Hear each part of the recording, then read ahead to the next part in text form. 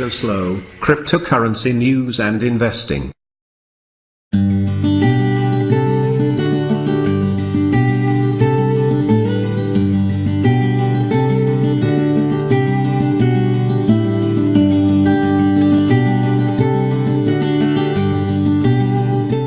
In this lecture, we're going to talk about alternatives to Bitcoin's existing proof-of-work mining puzzle. Mining puzzles are at the very core of Bitcoin because mining puzzles determine the incentive system in Bitcoin. Bitcoin miners get rewards for the puzzles that they solve. We expect that miners will spend considerable effort trying to find any shortcuts available to them to solve these puzzles faster or more efficiently. If there's a faster way to solve puzzles, we think they'll take it. Also, if there's extra stuff to do that might help the network but doesn't directly help them solve puzzles any faster, we expect that they might eventually not bother to do so at all.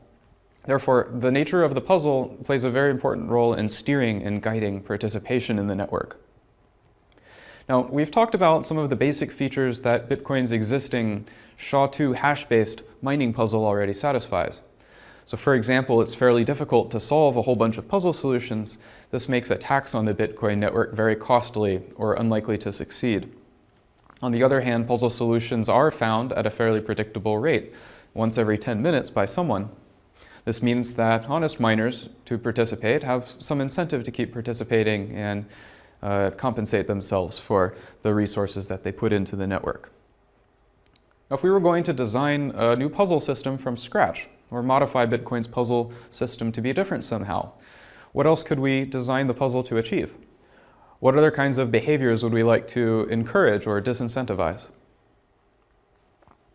In this lecture, we're going to talk about a variety of possible alternative puzzle designs. Some of them are already used in practice in altcoins existing today. Others are research ideas that might turn out to be used in the future. The puzzles that we'll look at can achieve a variety of possible goals, such as ASIC resistance, which means leveling the playing field between users with ordinary computing equipment and users with special optimized custom hardware. We'll also look at puzzles that discourage users from delegating their participation to directors of large centralized pools. And we'll look at useful proofs of work that have some intrinsic social benefit. We'll also talk about some of the essential security requirements for mining puzzles. It doesn't do any good to have some fancy secondary feature if the puzzle doesn't still satisfy the basic requirements that it needs to keep Bitcoin secure. Before going into the alternate puzzle designs, let's talk a little bit about some of the essential requirements that any viable mining puzzle has to satisfy. Now, there are many possible requirements. We've talked about some of them before. Mining puzzles need to be cheap to verify the solutions because every node on the network validates all of the puzzle solutions, even ones that aren't involved in mining directly. Puzzles also have to have adjustable difficulty so that the difficulty of the puzzle can be adjusted over time as new users join the network with increasing amounts of hash power contributed. I'm only going to talk in detail right now about one other essential requirement, which is a little bit subtle. This is that the chance of winning a puzzle solution in any unit of time should be roughly proportional to the hash power contributed. In particular, this means that really large miners with very powerful hardware should only have a proportional advantage in being the next miner to find a puzzle solution. Even small players should have some proportional chance of being successful in receiving compensation.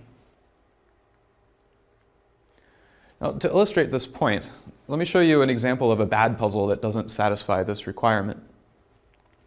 Consider a mining puzzle that takes exactly n steps to find a solution.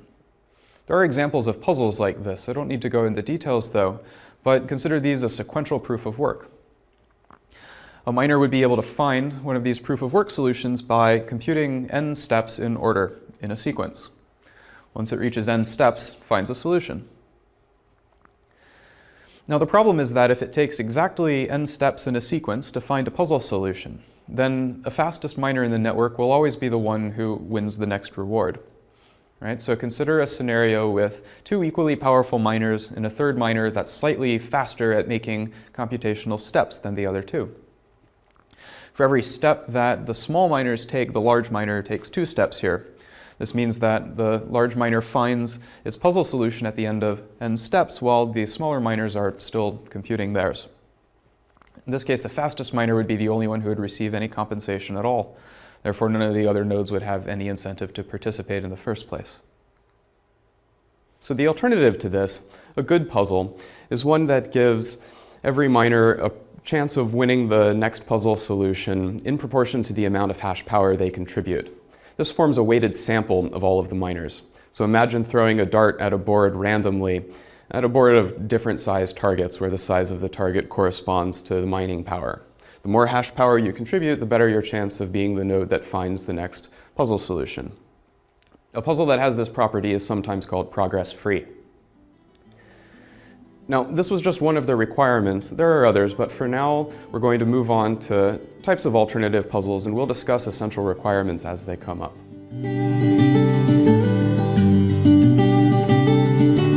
We're going to start by talking about ASIC-resistant mining puzzles. These are far and away the most widely discussed and sought-after alternative mining puzzles. Now, there are several reasons why we might want an ASIC-resistant mining puzzle. If you recall from previous lectures, Bitcoin mining used to be done using ordinary computers like CPUs and GPUs. Then eventually moved towards customized FPGA devices, and now mining is mostly conducted using very powerful optimized ASIC chips, which are so vastly more effective than general-purpose computing equipment that it doesn't even pay off to use an ordinary computer or a very old generation of mining equipment. But this is too bad in a way, because it used to be very appealing that ordinary users could mine Bitcoins out of thin air just by leaving their computer on overnight, a computer that they already had. This was really good for a low barrier to entry because it gave a compelling reason for ordinary users around the world to join the Bitcoin mining network and participate. So wouldn't it be nice if we could go back to the good old days when it was possible to mine Bitcoins using ordinary general-purpose computing equipment? So the approach to go back to this is to come up with a puzzle that reduces the gap between the most cost-effective, customized hardware and general-purpose equipment that ordinary people already have. A separate goal is to try to prevent the very large ASIC manufacturers from dominating the Bitcoin mining game. There are only a few companies that are able to produce large semiconductor fabrication in order to actually produce the ASICs. So this represents a sort of consolidation of power. Now, a lot of customers of Bitcoin mining ASICs have this concern that the manufacturers are going to delay the shipment of their mining devices in order for the manufacturers to use the mining devices themselves in order to use them for their own benefit to get their own rewards at the expense of their customers. Another concern is that if there is some breakthrough and there's a vastly more efficient ASIC design, whoever comes up with that design might keep it a trade secret to themselves and use it to build their own very powerful industrial mining center. And then they would be able to dominate the network. So the approach here might be to build a puzzle that reduces the gap between potential future hardware ASIC designs and the ASICs that we already have, which are largely distributed to ASIC mining customers.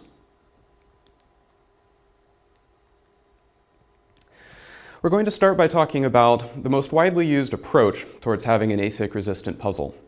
This is called a memory hard puzzle. Now, the premise here is fairly simple, and it's based on a well-known phenomena since the 80s about the change in the performance of computing equipment over time. Since the 80s, the performance of processing has increased at an exponential rate. You've probably heard of this referred to as Moore's Law. Now, the performance of memory and storage have also increased at an exponential rate, but this rate is much lower rate than that for processors.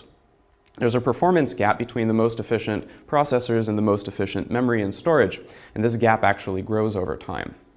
This means that if we had a puzzle that required lots of memory to compute, rather than just processing circuits, then the potential improvement from next generation's optimized hardware, the current generation of optimized hardware, or even general purpose computing equipment would be much lower, and that's what we want. So we're going to talk now about the most popular instance of a memory hard puzzle. This is called scrypt. Scrypt is actually a memory hard hash function, and an scrypt based mining puzzle is the same as the Bitcoin mining puzzle, just replacing the SHA-2 hash with the scrypt hash. Scrypt is memory hard in the sense that it has a constant time memory trade-off. This means that the hash can be computed using a fixed amount of memory, It's possible to compute it using less memory, but doing so increases the amount of time that it takes to compute. Now, as I mentioned, this puzzle is actually widely used in Bitcoin alternatives, including the second most popular cryptocurrency, Litecoin, and a variety of others. One thing that is to scrypt's advantage is that this hash function is also used in other places in security, especially password hashing, which has similar goals to ASIC resistance in Bitcoin mining. This gives extra confidence that if there are security problems with the hash function, then other people are looking at them and might find them. Now, the basic way that scrypt works goes in two steps. The first step involves filling a large block of random access memory with random values, and the second step involves reading from this memory in a random order. Now, I'm going to give a detailed illustration of just how the scrypt hash function works. Now, the goal here is going to be to compute the scrypt hash function of an input string x. Now, this is going to be the first step. The goal is to fill a block of memory containing n cells with random values. Herein is 36. Now, these values are going to be filled in sequential order. The first value, v1, is simply the hash of the input string x, where the hash function h is an ordinary hash function like SHA-2. Now, the second value, v2, is the hash SHA-2 of the previous value, v1. This is the same as the hash function applied to the input string x twice. And so on. The third value, v3, is the hash function applied to the input value x 3 times. And so on. After n iterations, all in memory cells are filled up with pseudo-random values, and the last value is the same as the hash function h applied to x n times. Now, in the next step, we're going to read back the values of memory in random order. Now, we're going to begin by having an accumulator value a, which involves computing the hash function h one more time on the last value. Now, for n iterations, we're going to use the current value of the accumulator a to pick an index I out of these n potential memory cells. Then we're going to read that value of memory, XOR it with the current accumulator value a, take the hash h once more of this value, and replace the accumulator's value with this updated value. Now, after n iterations, the final value of the accumulator a is the output of this hash function. Now, let me explain the intuition for why this scrypt hash function is memory hard. Now, you can compute this by using the n memory cells as described just before. It's also possible to compute the scrypt hash value using less memory. Suppose you wanted to cut down the amount of memory you needed by half. You could do this by only storing every other value v in the table, only the odd values in this case. Now, what happens if you need to access one of the even-numbered values of v which you aren't storing? Well, you need to compute it from the values of v that you are storing. Now, you can always compute vi by computing the hash h of vi minus 1. Now, this works, and you got away with using less memory, but you had to compute an extra value for h. Now, this intuition holds up. On average, if you wanted to reduce the amount of memory by half, you would have to increase the amount of computation cycles you need by a factor of 1.5, and so on. Now, to talk a little bit about scrypt used in practice, there are a couple of disadvantages. One is that even though it has this advantage of being memory hard to compute, the scrypt-based mining puzzle also requires n amount of memory and n cycles in order to check a proof-of-work puzzle solution. This puts a constraint on how large you can set n, in other words, how memory hard you can make it.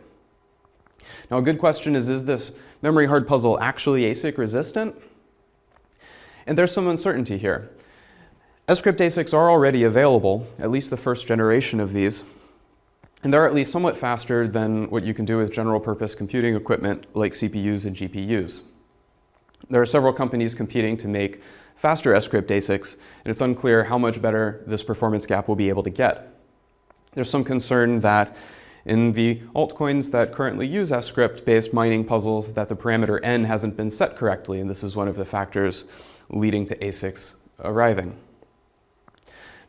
Now, this general approach of having a memory hard hash function is good because, as I mentioned, scrypt is used in other applications like password hashing. And so if there's any future improvements in password hashing, then memory hard mining puzzles would be able to use these new password hashing functions and be able to achieve the desired effect. Now I'm going to talk about another approach to having a memory hard proof of work mining puzzle. This puzzle is called Cuckoo hash cycles. And the main advantage this has over scrypt is that it doesn't require any random access memory to check a puzzle solution. Now we're going to look at how this works, which involves for every mining attempt we're going to start with a potential solution x, which you can think of as a random string. And we're going to use the following procedure to determine whether or not x is a puzzle solution. For the first step, we're going to select the e pseudo-random edges in this graph. Now for each edge, we're going to pick a random node from the top set of nodes and a random node from the bottom set of nodes. Now we do this by computing hash values using, again, the underlying hash value h, which can just be an ordinary hash function. Now the edges are filled in the graph as illustrated below.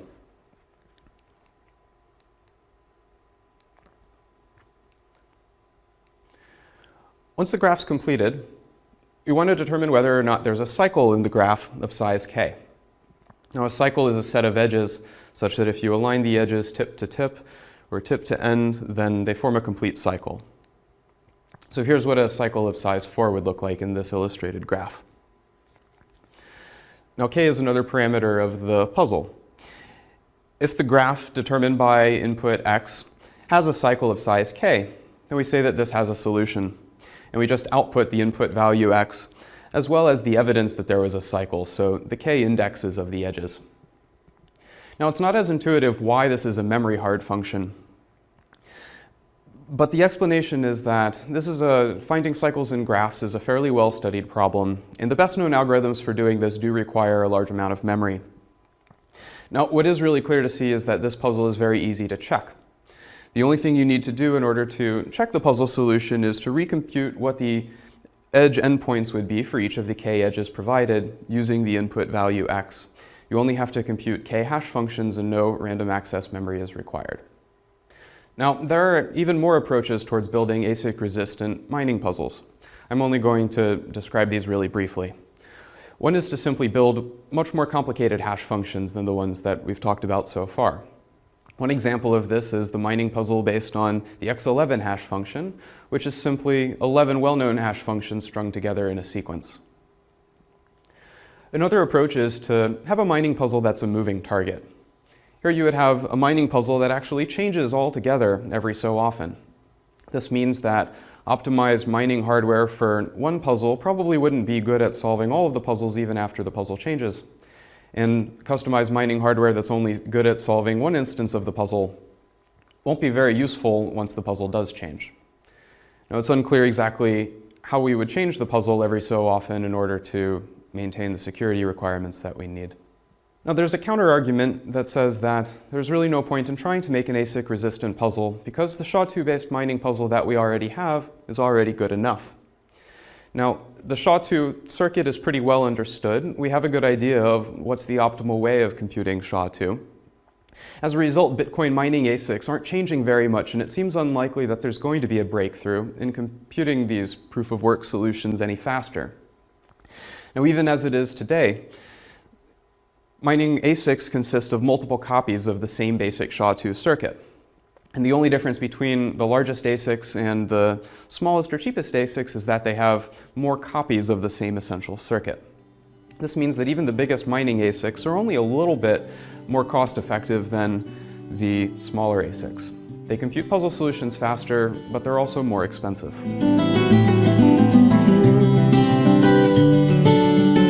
Now we're going to talk about another possible desired quality for puzzles, which is for them to have some sort of socially beneficial intrinsic use. Now, there's a sense in which it seems like Bitcoin mining is extremely wasteful. If you recall from previous lectures, we think that Bitcoin mining consumes about 150 to 900 megawatts of power in total, and this is comparable to the power output of a really small hydroelectric power plant, for example. Now, this mining work is put towards computing these SHA-2 mining puzzles, which don't serve any purpose outside the Bitcoin mining system. So this raises a very natural question.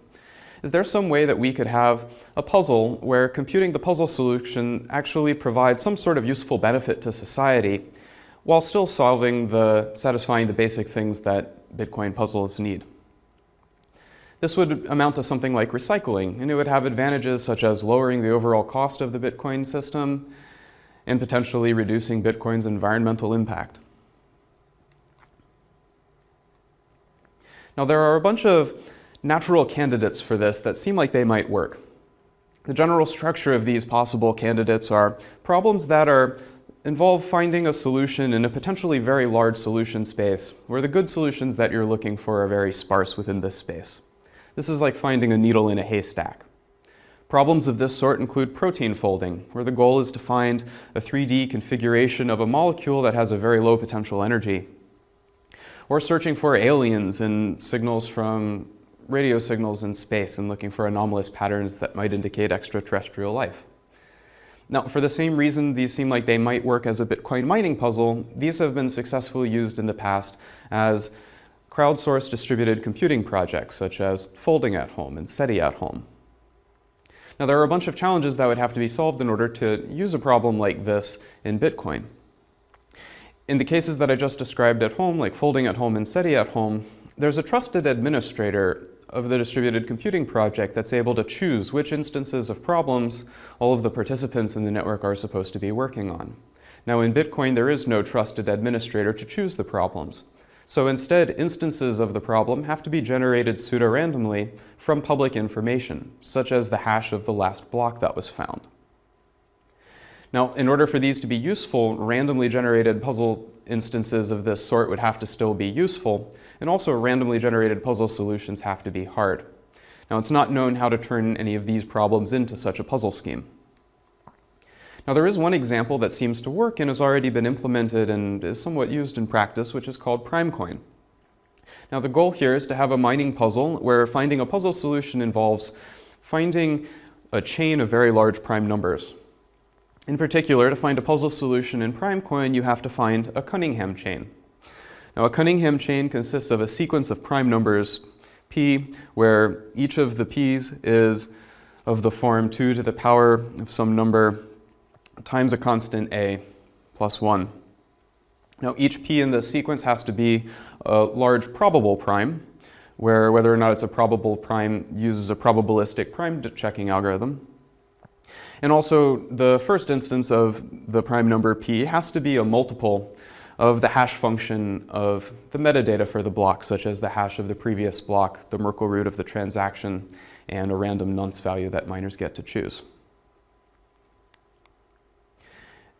Now, this has been used in an altcoin called PrimeCoin, and it's actually paid off in some sense. Many of the largest known Cunningham chains have come from miners in the PrimeCoin network. Now, this is interesting because there have been distributed computing projects such as PrimeGrid, which have also tried to find prime number chains of this sort. This also adds some confidence that this is truly a hard problem because a lot of other people are also interested in finding solutions to this sort of problem. So is this actually useful? Well, possibly. There is at least one known use of Cunningham prime number chains, but the kind of Cunningham chains that are found by PrimeCoin miners are actually entirely overkill for this application. Now, there's another approach towards having a proof of useful work, which is rather than focusing on the amount of power or work output of the network, we might instead focus on the effect of investment in Bitcoin mining infrastructure. Now, just as an estimate, a lot more than $100 million have been spent on customized Bitcoin mining hardware overall. This includes designing new Bitcoin mining equipment as well as actually manufacturing it. Now, this Bitcoin mining equipment is very good at computing SHA-2 hashes, but this improvement in technology is only useful for the Bitcoin network. It has no other use otherwise. So the idea is, what if we could design a puzzle where the investment in newer and better Bitcoin mining hardware would itself be useful, even if the work that's done in the power output of the network is still wasted? Now, here's one example of a proposal that has this quality. It's called PermaCoin, and the idea is to replace Bitcoin mining rigs which compute SHA-2 hash functions with storage devices, such as hard drives and memory. Now, the side effect of Bitcoin miners investing in better mining equipment would be a side effect of having a massively distributed, replicated backup storage system. Now, the way that Permacoin works begins by assuming that we have a large file F, which everyone knows about, and the goal of the network is going to be to store this file. Now, for simplicity, imagine that F is chosen globally by a trusted dealer at the beginning. Each user is going to store a random subset of this file. Now, Permacoin is based on an alternative puzzle that uses storage. Now, assume that you have the file F broken up into several blocks. The first part of Permacoin involves building a Merkle hash tree over each of the blocks of the file. Now, every user is going to generate a key pair in order to mine, which is going to include a public key PK. And they're going to use their public PK to pseudo-randomly select a subset of these file segments F that they're now responsible for storing.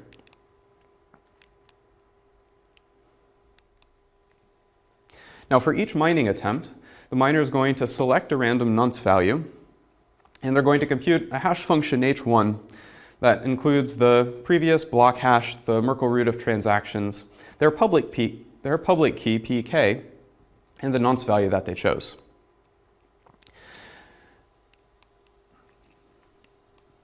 Now, rather than checking if this is a puzzle solution immediately, they first have to fetch k pseudo-randomly chosen file segments from the subset that they're storing, which is determined from that hash value h1.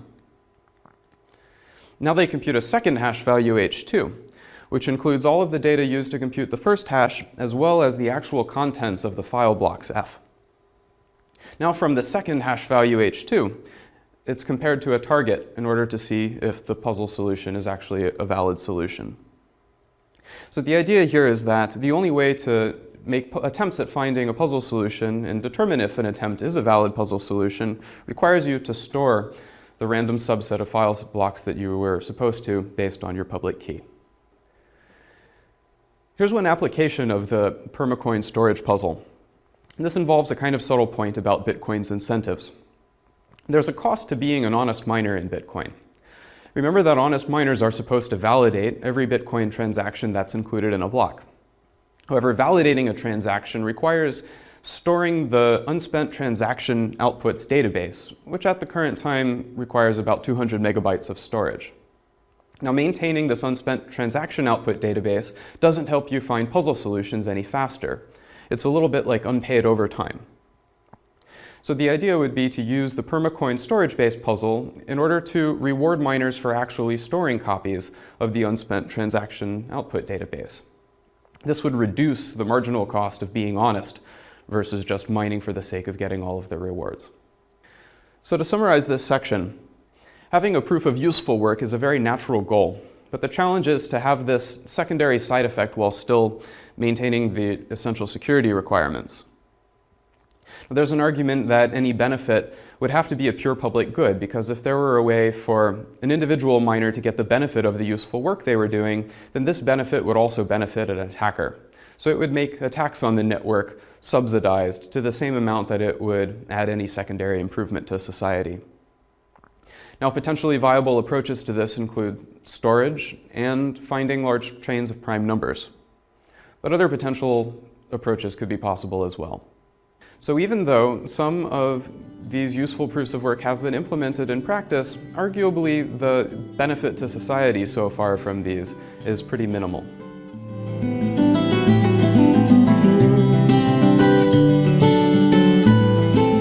Now we're going to talk about another topic for alternate puzzles, which are puzzles that discourage consolidation of mining power.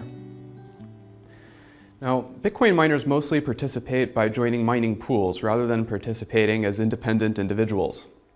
Now, this means that very large mining pools that are directed by a central pool administrator become a very large potential consolidation of power.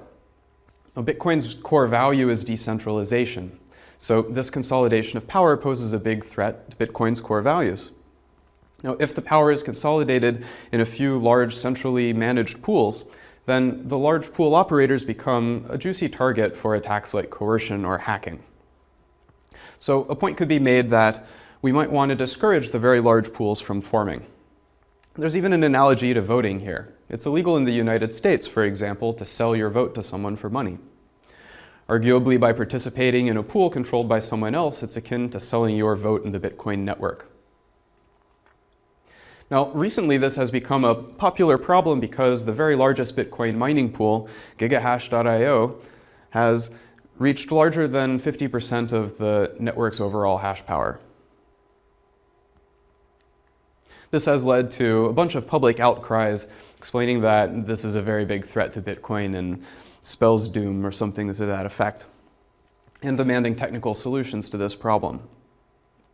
Now, the observation behind one technical approach to this problem is the observation that members in a Bitcoin mining pool don't inherently trust each other.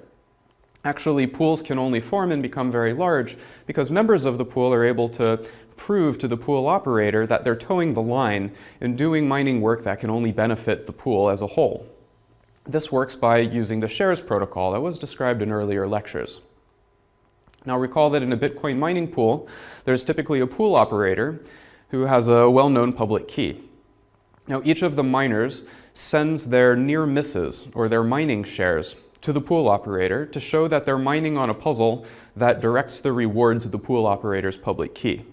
When a solution is found, the pool operator then distributes the rewards among the pool participants who have contributed to finding the solution. Now there's an interesting attack on Bitcoin mining pools, which we're going to call the vigilante attack. Suppose that there's a pool member who's very upset with a large mining pool. He can participate in the pool by mining and submitting his near-miss share values to the pool operator just like normal. But in the event that he actually finds a Bitcoin puzzle solution that would reward the pool, he just throws that away and doesn't tell the pool operator about it. Now, the effect of this attack is that the overall effective mining output of the mining pool is reduced. However, the vigilante only loses a little bit. He still gets rewards for other puzzle solutions that are found. He gets a proportional reward due to the shares that he submits. Now, one problem with this attack is that a vigilante still has to lose something and doesn't gain anything. And so it seems unwise to rely on vigilantes like this, monitoring the network and rightfully choosing when to do this to only attack large pools. Here's an illustration of what the vigilante attack looks like. The vigilante still submits shares to the pool operator, and if he finds a solution, discards it. So the approach of a non-outsourceable puzzle is to encourage the vigilante to perform this attack in the following way. We'd like to make it so that whoever actually finds the Bitcoin puzzle solution is able to take the reward for themselves. Now the vigilante would have an incentive, a direct personal incentive, to perform the same attack and harm the pool. Now the approach to having a puzzle that works this way is to have a puzzle where each puzzle attempt requires signing the puzzle solution value using a private public key pair. In particular, each attempt at a puzzle solution requires knowledge of the private key, and that same private key would then be used to spend the reward later. Now, as an illustration of this, instead of the pool operator just having a key, any of the mining pool participants who are contributing mining resources also have to have knowledge of the private key in order for their mining to be effective. If any one of them does find a solution, then they would be able to take the money. A secondary goal is that we'd like to even provide the ability for mining pool members in this case to evade detection. Now I'm going to describe how a particular instance of a non-outsourceable puzzle would work. Now, a solution to this puzzle contains the same information as an ordinary Bitcoin puzzle, including the previous block hash, a Merkle root, which is a commitment to all of the transactions to be included in this block, and an arbitrarily chosen nonce value. Now this also includes a public key PK, which the miner would have to know the corresponding private key in order to find puzzle solutions. It's also going to include two signatures made using this key pair, S1 and S2. Now the first step to determining whether a particular nonce value is a puzzle solution is to create a signature S1 using the key pair. Now this has to be a valid signature over the previous block hash as well as the nonce value that's been chosen. Now, in order to tell if this nonce was a valid solution, you have to compute the hash h over the string containing the previous block hash, the public key, the nonce, and the signature S1, And then you compare this hash value to a target, just like in Bitcoin's puzzle. Now, only after you find out whether or not this nonce was a valid puzzle solution, you then compute a second signature, S2, using the same key pair. And only in this signature do you include the Merkle root of the transactions. So the idea here is that you need to be able to compute the signature value S1 using the private key in order to find out whether or not you found a puzzle solution. And only if you found a puzzle solution do you then compute the second signature S2 in order to choose which transactions are going to be included. This means that to find a puzzle solution, you have to know the private key. And if you know the private key, you get to choose transactions that will direct the reward to yourself. There are several potential concerns with this non-outsourceable puzzle. One problem is that it basically throws the baby out with the bathwater. This non-outsourceable puzzle would discourage all pools from forming, not only the decentralized ones, which were the original motivation for this, but also the harmless decentralized mining pools like P2Pool, which were discussed in previous lectures as well. Now, the effect of this could be that if miners are discouraged from participating in any mining pool, they might find themselves steered towards other forms of outsourcing which are even more harmful, such as hiring hosted mining services to do their mining for them. Now, hosted mining services are potentially an even larger threat to the decentralization of Bitcoin's mining power because the hosted mining administrator is actually in physical possession of all of the Bitcoin mining rigs. Now, there are potential approaches to addressing these concerns, but that's an ongoing research project, and I won't get into the details here.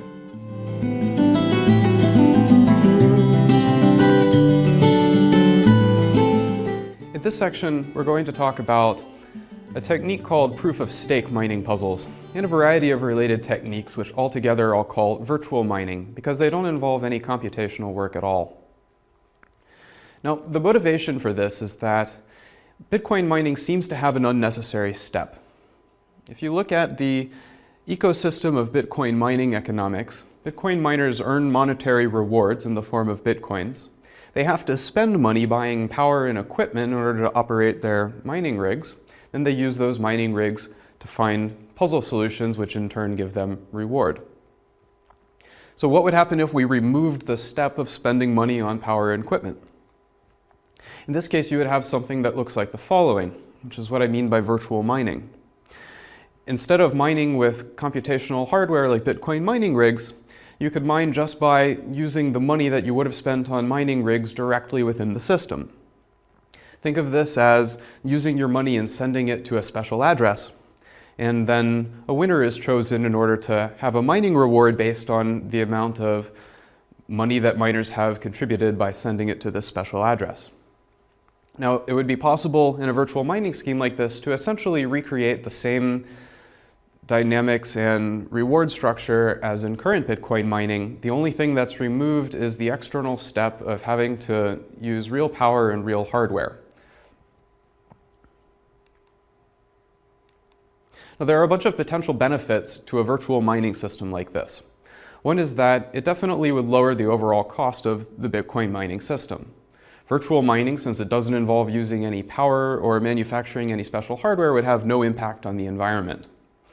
Now, you could think of the savings that would result from this as being distributed to all of the holders of coins in this system. There's another argument, which is that holders of the Bitcoin currency are stakeholders in the currency. They have an incentive to do things that would benefit the Bitcoin currency system as a whole because it increases the value of the coins that they hold. So this argument is that the very people who are stakeholders in the currency have incentives aligned to be good stewards of the system. Now, because there's no ASICs involved, there would be no concern about an ASIC advantage, so any virtual mining puzzle is also an ASIC-resistant puzzle. And there's finally an argument that this approach would reduce the hazard of 51% attacks, whereby the network is dominated by very large miners with extremely powerful equipment. Now, let me describe this argument in a little more detail. The way the argument works is basically that the Bitcoin economy is smaller than the overall world economy.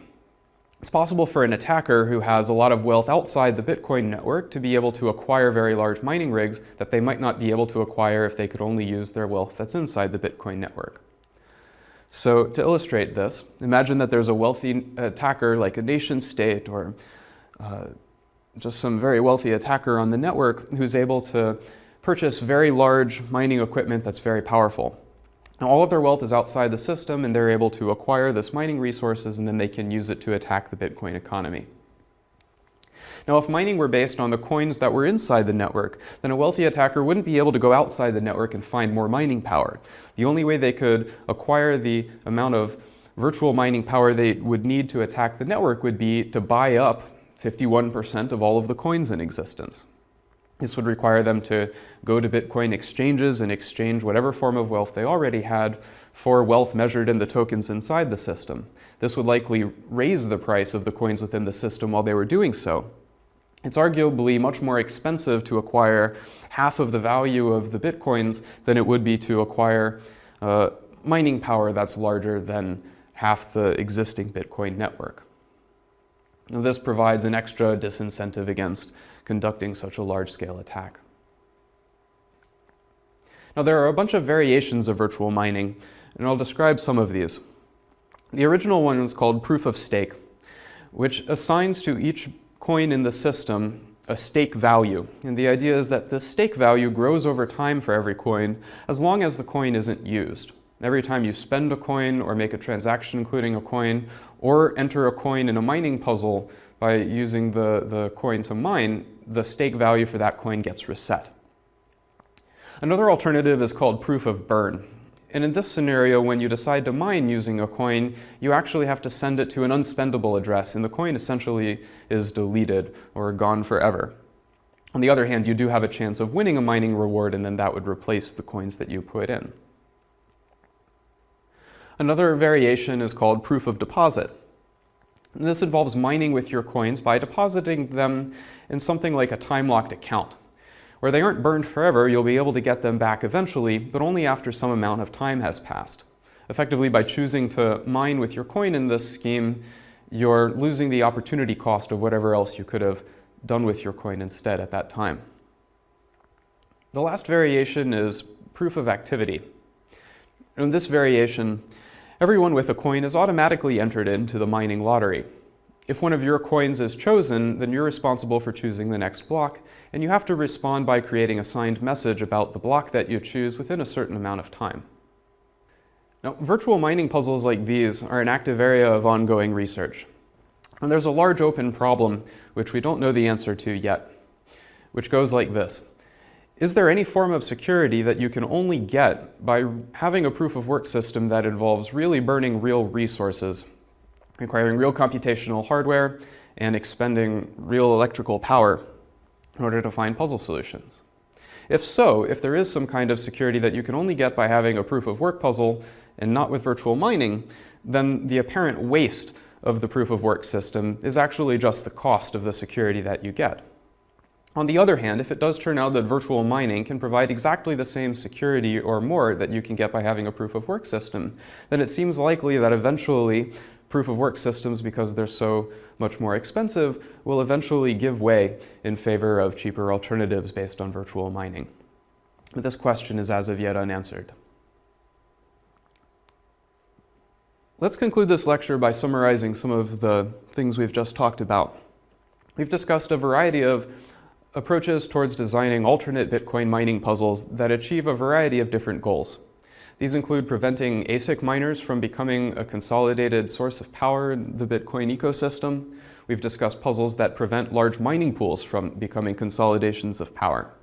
We've also discussed puzzles that have some intrinsic usefulness that can help society and reduce waste. And we've looked at the option of a mining puzzle that doesn't require any computational hardware at all. Now, for now, the best trade-off between these puzzles is unclear. And our speculation about the future is that for the near future, there will be many alternatives coexisting, and it will continue to be unclear exactly which alternative is the best. Now, in the next lecture, we're going to talk about Bitcoin as a platform. This is going to include applications beyond just the currency that we've seen so far. This includes applications like lotteries, prediction markets, smart contracts, financial derivatives, and many more.